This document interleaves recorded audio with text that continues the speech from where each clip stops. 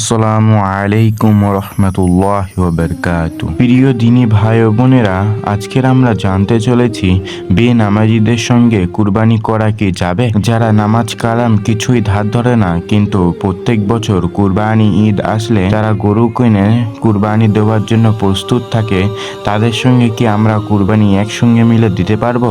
কিন্তু নামাজ কালাম পড়ছে না, এদিকে ঈদুল আজহার জন্য কুরবানি দেওয়ার জন্য প্রস্তুত। তাদের মতে ইসলাম কি বলে, তো চলুন দেখে নেই। নামাজ ও কুরবানি দুটি আলাদা ইবাদত। সবার উপরে কুরবানি ওয়াজিব হয় না, বরং শরিয়া দৃষ্টিকোণ থেকে সামর্থ্যবান ব্যক্তির উপরেই কুরবানি ওয়াজিব হয়। আল্লাহ তাআলা কুরবানি নির্দেশ দিয়ে বলেন, আপনি আপনার রবের উদ্দেশ্যে নামাজ পড়ুন এবং কুরবানি আদায় করুন। আর নামাজ হচ্ছে ইসলামের দ্বিতীয় রোকন এবং মুমিন ও কাফেরের মধ্যে পার্থক্য নিরূপণকারী। নামাজ মুসলিমের জন্য এত বড় দায়িত্ব যে ছেড়ে দেওয়া কোনো সুযোগই নেই। ফরজ নামাজ ত্যাগকারীকে ব্যাপারে মহানবী সাল্লাল্লাহু আলাইহি ওয়াসাল্লাম খুব কঠিন কথা বলেছেন। হাদিসে ইরশাদ হয়েছে, কোনো ব্যক্তি কুফর ও শিরকের মধ্যে ব্যবধান শুধু নামাজ না পড়া, যে নামাজ ছেড়ে দিল সে কাফের হয়ে গেল, কাফেরের মতন কাজ করলো। আরো ইরশাদ করেছেন, কাফের আর আমাদের মধ্যে ব্যবধান শুধু নামাজের পড়া, নামাজদের ত্যাগ করলো সে কাফের হয়ে গেল।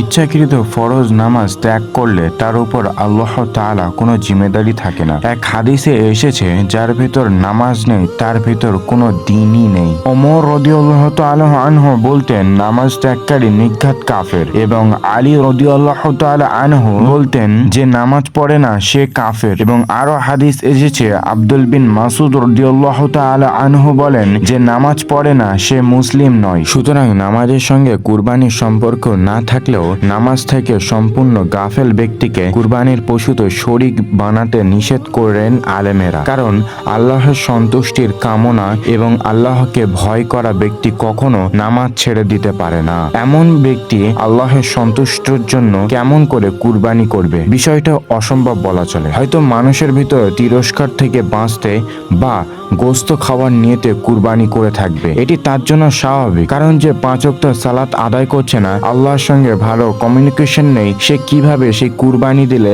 আল্লাহর সন্তুষ্টির জন্য নিয়তে দেবে? এমনটা ভাবার বিষয় নয়। আর আল্লাহর সন্তুষ্টি বাদ দিয়ে শুধুমাত্র গোস্ত খাবার উদ্দেশ্যে কেউ কুরবানি করলে বাকি শরীকদের কুরবানি সহি হবে না, এ বিষয়ে ফতোয়া কিতাবও এসেছে। যদি কেউ আল্লাহ তাআলার হুকুম পালনের উদ্দেশ্যে কুরবানি না করে শুধু গোস্ত খাওয়ার নিয়তে কুরবানি করে থাকে, তাহলে তার কুরবানি সহি হবে না। তাকে অংশীদার বানালে শরীকদের কারোর কুরবানি হবে না। তাই অত্যন্ত সতর্কের সাথে শরীক নির্বাচন করতে হবে আপনাকে। কারণ ঠিকভাবে না শরীক নির্বাচন না করতে পারলে আপনার কুরবানিটি পুরো ঝুঁকিপূর্ণ হয়ে যাবে। তাই আলেমদের পরামর্শ হচ্ছে, যে ব্যক্তি নামাজ পড়ে না এবং নামাজের প্রতি অবহেলা করে, এমন ব্যক্তিকে শরীক করা নিজের কুরবানির জন্য ঝুঁকিপূর্ণ হয়। তবে যদি এমন পরিস্থিতি হয় যে সে নামাজে গুরুত্ব উপলব্ধি করে কিন্তু অলসতার কারণে কখনো কখনো নামাজ ছুটে যায়, এমন ব্যক্তির সাথে কুরবানি দেওয়া যাবে। তারপরে সর্বাবস্থায় উত্তম হলো এমন শরীক খুঁজে বের করা যারা শরিয়াতের যাবতীয় বিধি বিধান যথাযথ মেনে চলে। আল্লাহ তাআলা আমাদেরকে